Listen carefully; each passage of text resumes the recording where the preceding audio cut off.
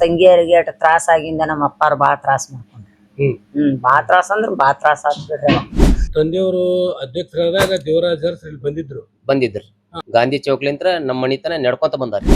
ನಾವು ಪ್ರತಿ ವರ್ಷ ರೀ ಸರ ಮಡಿಯಿಂದ ಸೀರೆ ಒಯ್ತೇವ್ರಿ ಸರ. ಇದ ನೋಡ್ರಿ ನಾವು ರೇಷ್ಮೆ ಸೀರಿನ ರೀ ಸರ್. ಈ 50 ವರ್ಷಗಳ ನಂತರ ಇದು ನಿರಂತರ ಸೇವೆ ಮಾಡ್ಕೊಂತ ಬಂದಿರಿ. ಹೌದ್ರಿ ಸರ್. ಹೌದ್ರಿ ಸರ್.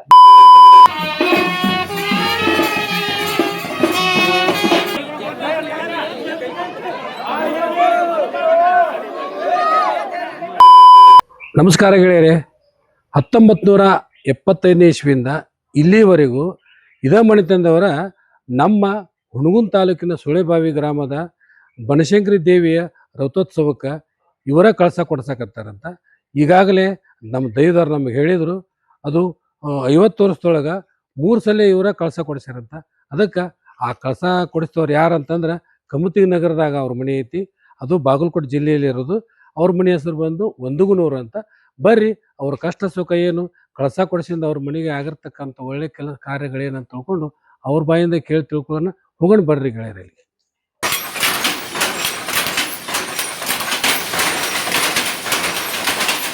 ನಮಸ್ಕಾರ ರೀ, ಏನ್ ಮಾಡಾಕತ್ರಿ?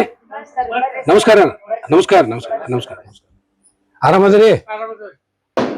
ಈಗ ನಮ್ಮ ಒಂದುಗುನೂರು ವಿಠಲ ದೊಡ್ಡಪ್ಪ ರೀ 1975ರಾಗ ನಮ್ಮೂರು ಬನಶಂಕರಿ ದೇವಿ ಸುಳಿಬಾವಿ ಕಳಸ ಕೊಡಿಸಿದ್ರು.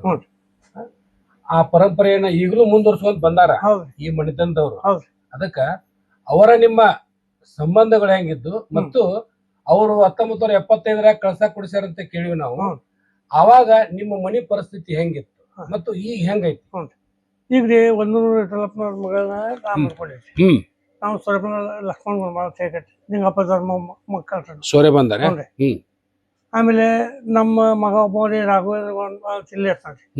ನಮ್ಮ ಮಾವಾರ ಕರ್ಕೊಂಡ್ ಬಂದ್ರ ಇಲ್ಲೇ ಅದ ಒಟ್ಟ ಸಣ್ಣ ಇಲ್ಲೇ ಅದ.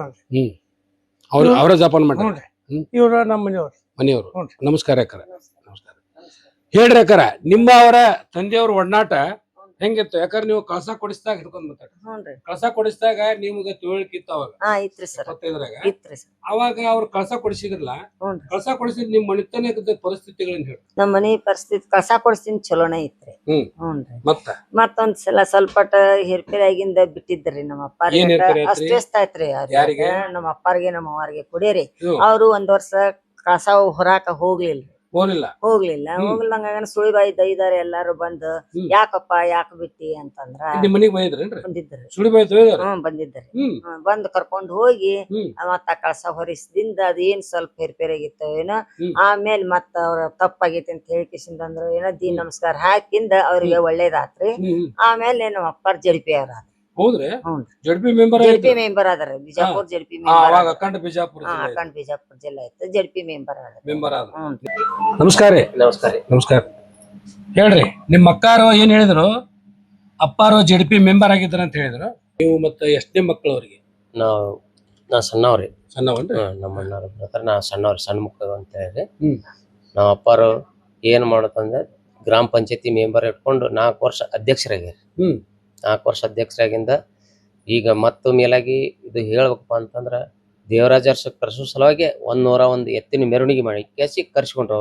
ಅವ್ರ ಮುಖಂಡತ್ವೊಳಗ ಅಂದ್ರೆ ತಂದೆಯವರು ಅಧ್ಯಕ್ಷರಾದಾಗ ದೇವರಾಜ ಅರಸ್ ಇಲ್ಲಿ ಬಂದಿದ್ರು. ಆ ಮುಖಂಡತ್ವವನ್ನು ನಿಮ್ ತಂದೆಯವರು ವಹಿಸಿದ್ರು? ನಮ್ ತಂದೆಯವರ ವಹಿಸ್ಯಾರ.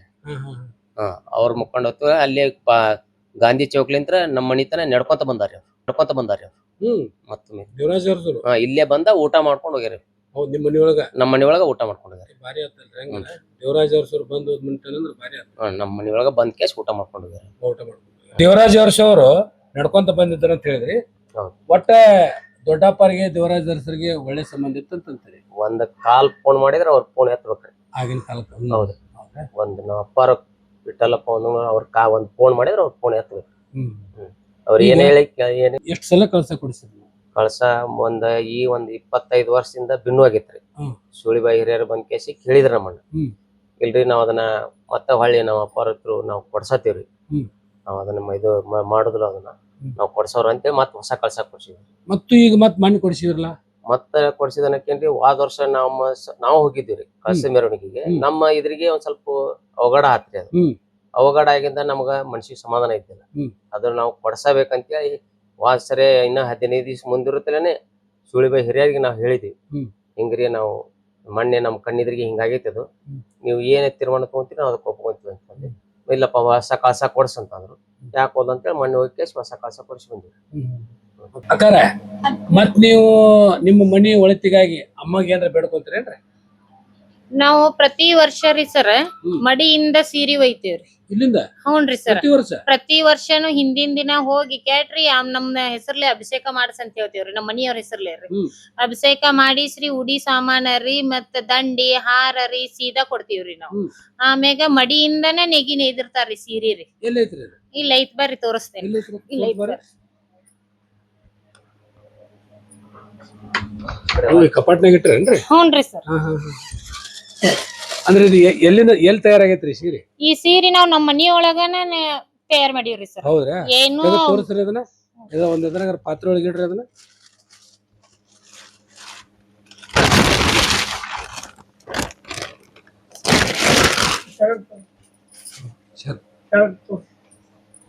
ಸರ ಇದ ನೋಡ್ರಿ ನಾವು ರೇಷ್ಮೆ ಸೀರೆ. ರೇಷ್ಮೆ ಸೀರಿನ ರೀ ಸರ್. ಈ 50 ವರ್ಷಗಳ ನಂತರ ಇದು ನಿರಂತರ ಸೇವೆ ಮಾಡ್ಕೊಂತ ಬಂದಿರಿ? ಹೌದ್ರಿ ಸರ್. ಹೌದ್ರಿ? ಹೌದ್ರಿ ಸರ್. ನಮಗಿದು ಗೊತ್ತಿದ್ದಿಲ್ಲ ನೋಡ್ರಿ. ಒಳ್ಳೇದು.